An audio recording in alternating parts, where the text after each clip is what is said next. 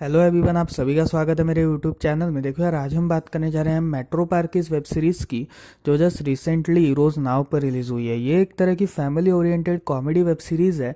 और अगर आप सब ये कॉमेडी वेब सीरीज़ जो फैमिली के साथ वॉच करना चाहते हो तो ये वेब सीरीज़ सीरियसली एक काफ़ी बढ़िया चॉइस हो सकती है। सो आज मैं आपको इसकी कंप्लीट स्टोरी एंड एंडिंग के बारे में बताऊंगा, और उसी के साथ साथ मैं आपको ये भी बताने की कोशिश करूंगा कि आप इस वेब सीरीज़ में क्या क्या देख सकते हो। सो वीडियो को एंड तक वॉच करते रहिएगा, और अगर आपको वीडियो पसंद आए तो वीडियो को लाइक करके चैनल को सब्सक्राइब ज़रूर कर दीजिएगा, और उस बेल आइकन को भी दबा दीजिएगा, बिकॉज मैं ऐसे ही मूवीज़ एंड वेब सीरीज़ के रिलेटेड वीडियोस इस चैनल पर अपलोड करता रहता हूँ। So without wasting any time, let's start this video.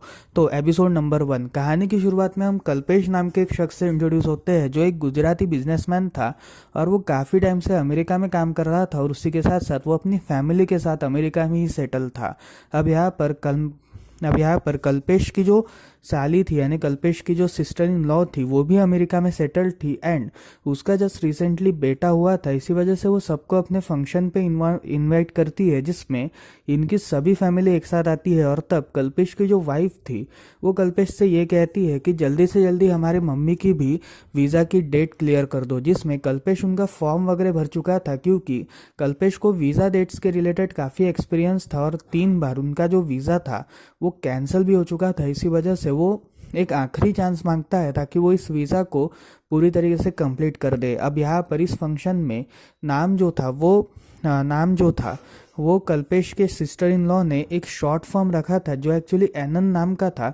और एनन एक्चुअली के सिस्टर इन लॉ के नाम और उसे ऐसा उनके हस्बैंड के नाम, इन दोनों को मिलाकर ये नाम बना था। इसी वजह से ये एक तरह का शॉर्ट फॉर्म नाम उन्होंने यूज़ किया। अब यहाँ पर कल्पेश जो था वो वीज़ा के रिलेटेड काफ़ी सारी डॉक्यूमेंट्स वगैरह जमा कर वीज़ा ऑफिस में उसे सबमिट करता है, लेकिन यहाँ पर उसका वीज़ा कैंसिल हो जाता है, बिकॉज वीज़ा में एक कॉलम में जहाँ पर उन्हें ये कहा गया था कि क्या आपके पास कोई लाइफ स्टॉक्स है क्या, उसमें उसने टिक मार्क यस किया था। इसी वजह से उनका वीज़ा कैंसिल हो गया। और तब कल्पेश की जो वाइफ थी वो उसके ऊपर नाराज़ होती है कि उसने उसके मदर का वीज़ा जानबूझकर कैंसिल किया।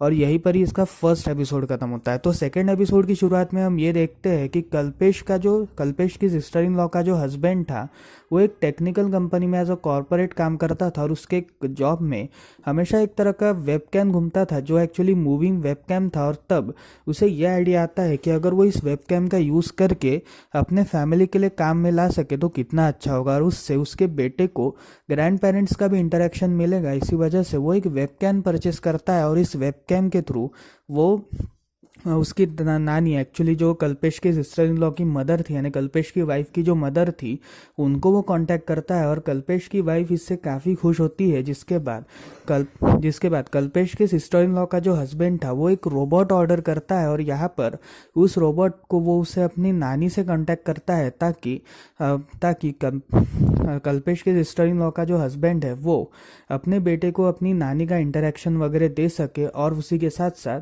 वो इस रोबोट का यूज़ करके अपने नानी वगैरह से भी बात कर सके, ताकि एक ह्यूमन इंटरेक्शन इन लोगों के बीच में हो पाए। और यहाँ पर कल्पेश की वाइफ इस टेक्नोलॉजी से काफ़ी खुश होती है कि इतने टेक्नोलॉजिकल चीज़ें आज के टाइम पर बढ़ती जा रही है। और यहीं पर इसका सेकेंड एपिसोड खत्म होता है। तो तीसरे एपिसोड की शुरुआत में हम ये देखते हैं कि कल्पेश के दुकान में काफ़ी टाइम से चोरियाँ हो रही थी। इसी वजह से कल्पेश एक सिक्योरिटी गार्ड लाने का डिसाइड करता है, ताकि उस सिक्योरिटी गार्ड का यूज़ करके वो जितनी भी चोरियाँ है उसको थोड़ा बहुत कम कर सके।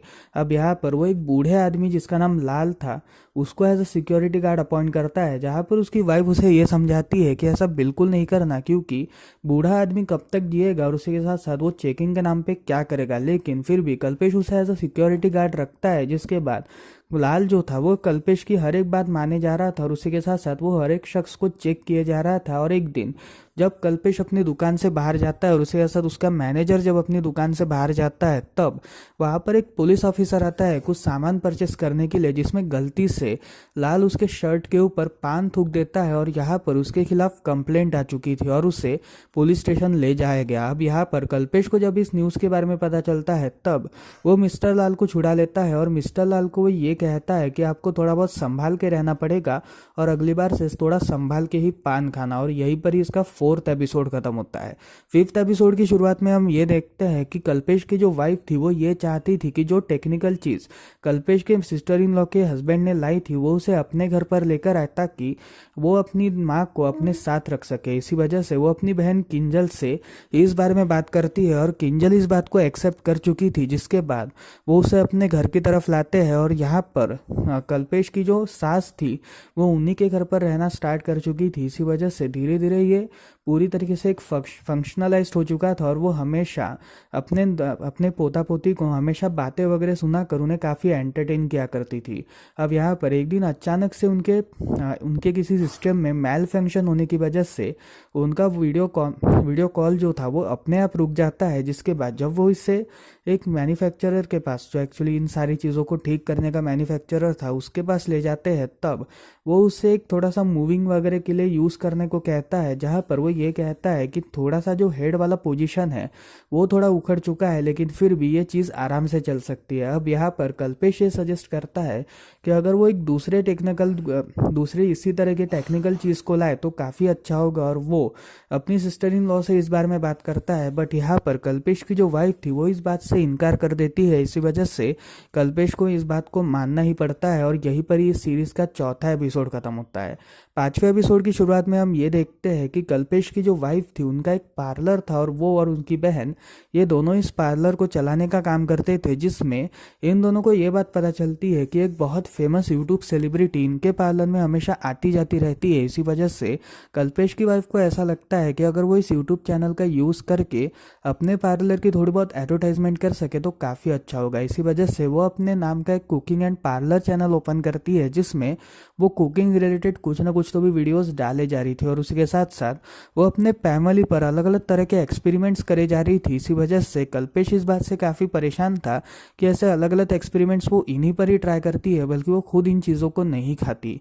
अब थोड़े दिनों के बाद उनके जो सब्सक्राइबर्स थे वो काफ़ी बढ़ते जा रहे थे, जिसमें एक दिन अचानक से उनके पार्लर में एक लड़की आती है जो उन्हें ये कहती है कि आपके जो वीडियोस है वो मैं हमेशा देखती हूँ, लेकिन आप कभी कुछ अलग ट्राई क्यों नहीं करते, जिसमें आपका जो खाना है वो मैंने बनाने का ट्राई किया और वो काफ़ी बुरा बना। इसी वजह से आप अपने खाने को कभी टेस्ट भी किया करो, और ये उसकी लाइफ का पहला हेट कमेंट था। इसी वजह से वो काफ़ी परेशान होती है, पर फिर भी वो इसकी ऐड करना स्टार्ट करती है। अब एक दिन जब वो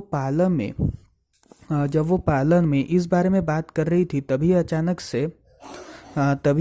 से उसे ये रियलाइज़ होता है कि वो जो अपना रिकॉर्डिंग फ़ोन है वो अपने घर पर ही बुलाई है, और अचानक से उसके सिस्टर के फ़ोन पर एक नोटिफिकेशन आता है जो एक्चुअली कल्पेश की वाइफ के यूट्यूब चैनल का था।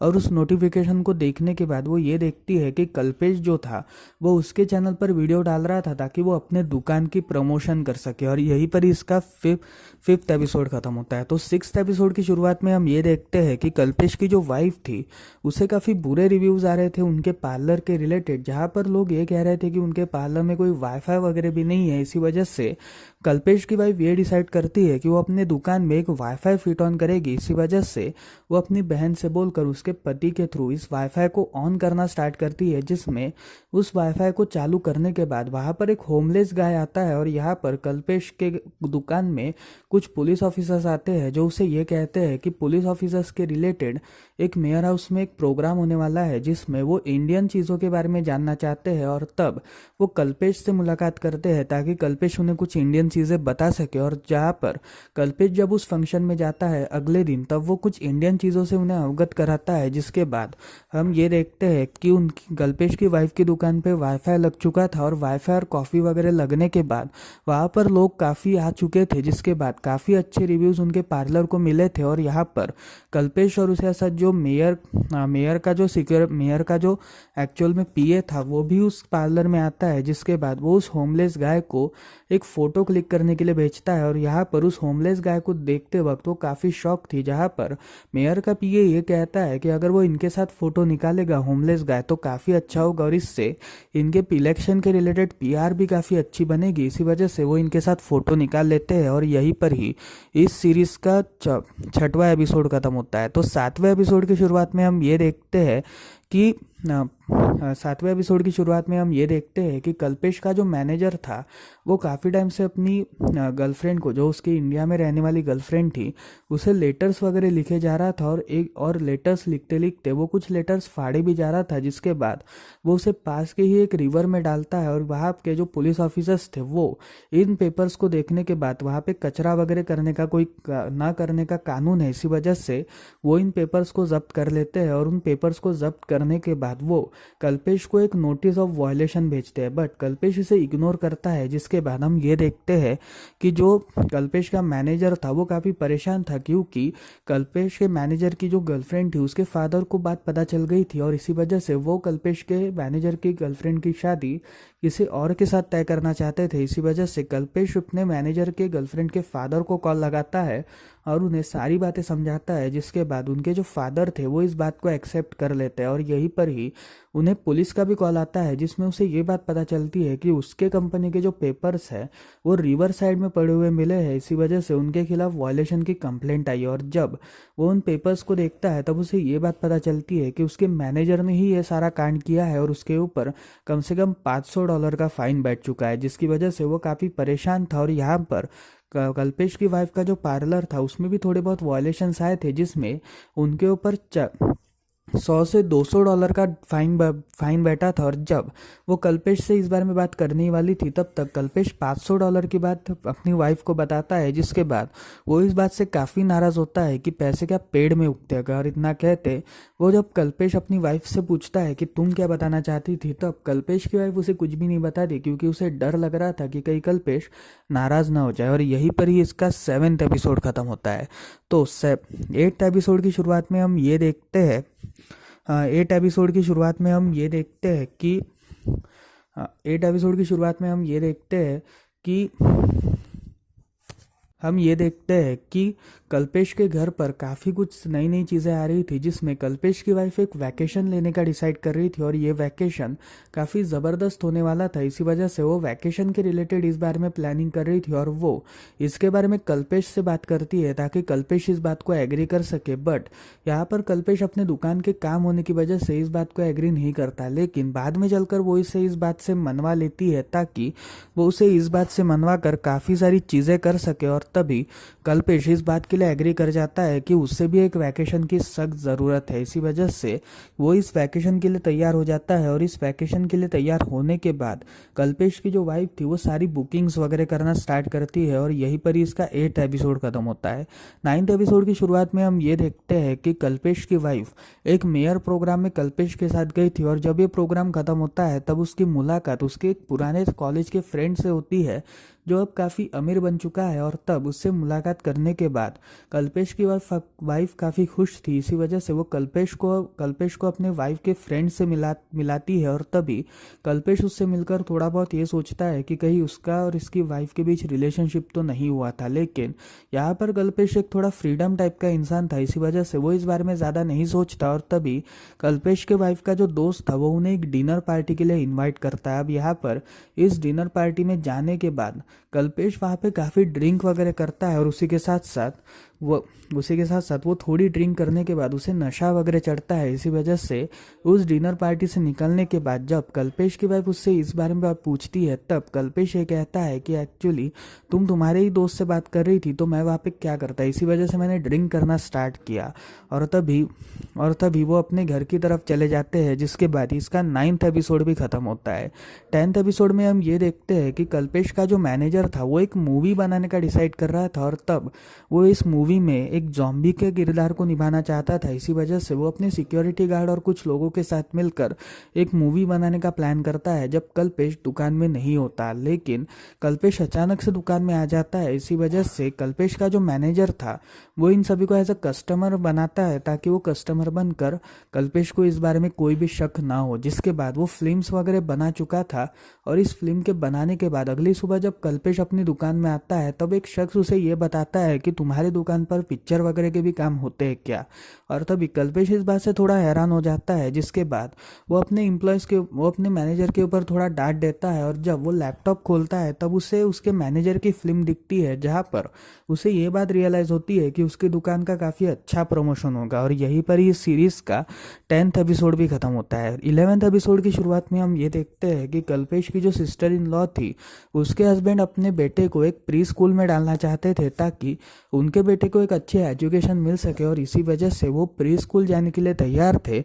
और इस प्री स्कूल में जाने के लिए उन्होंने काफ़ी सारे इंटरव्यूज़ भी दिए थे, जिसके बाद एक इंटरव्यू में उन्हें एक बढ़िया टॉप ब्रिलियंट स्कूल में प्री स्कूल में एडमिशन के लिए माना गया था। और तब कल्पेश की सिस्टर इन लॉ का हस्बैंड इस बात से काफ़ी खुश था कि अब उसे एक अच्छी केयर मिलेगी और उसी के साथ साथ वो बचपन से ही पढ़ना वगैरह शुरू करेगा।